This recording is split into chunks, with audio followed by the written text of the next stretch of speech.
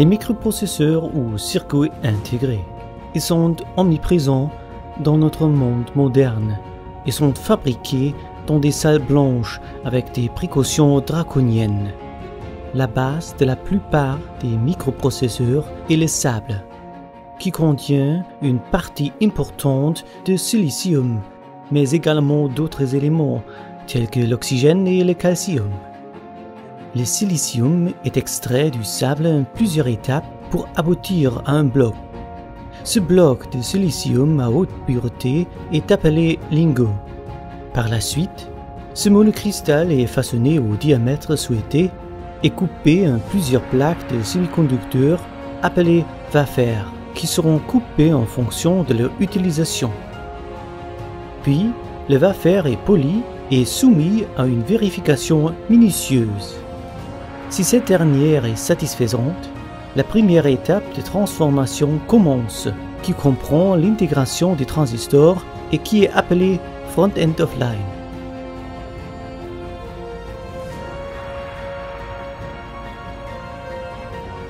D'abord, une couche de dioxyde de silicium est créée, sur laquelle on applique une fine couche de nitrure de silicium.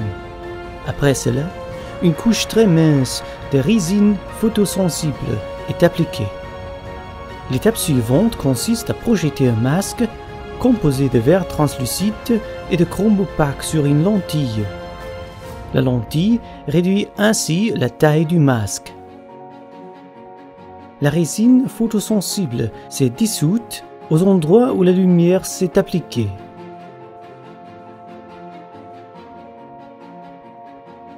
Les parties foncées indiquent ici les zones à enlever.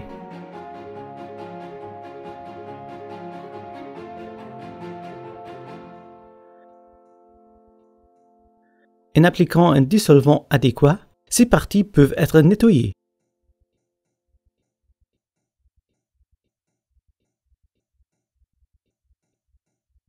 Regardons maintenant la surface d'un peu plus près. Le dissolvant met à nu une partie de la couche de nitrure de silicium sous la résine photosensible.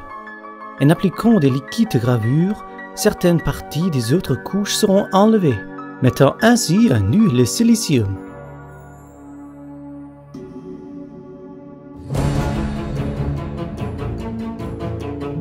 Enfin, la résine photosensible est nettoyée, suivie d'une gravure supplémentaire des parties en silicium. Une autre couche de dioxyde de silicium sera appliquée qui servira d'isolation entre les transistors. Le silicium est mis à nu par des procédés de ponçage et de gravure. Pour le dopage des cuvettes, la photolithographie est de nouveau utilisée afin de protéger les parties qui ne sont pas censées être dopées. Les cuvettes sont dopées soit N soit P par implantation ionique. Pour cet exemple, il s'agit d'un dopage N. La résine photosensible peut enfin être enlevée. Un aperçu des parties dopées montre que les électrons des atomes étrangers implantés peuvent circuler librement et être ainsi des porteurs de charges libres.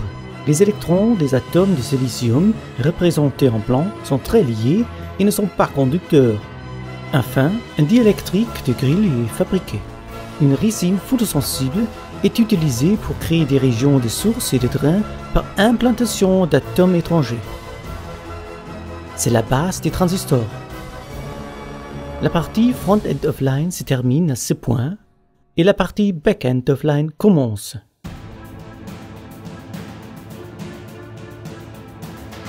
Elle débute avec l'application de verre de silice non dopé, où des trous de contact sont créés par la suite. Ils sont remplis de tungstène et les liaisons électriques entre les différents transistors seront créées.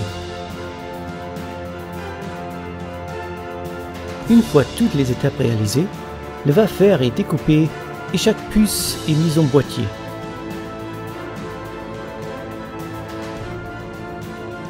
Puis la puce est reliée au contact du boîtier.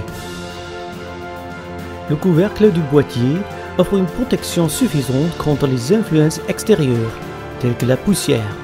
Les différents processus montrés dans cette animation sont assez simplifiés.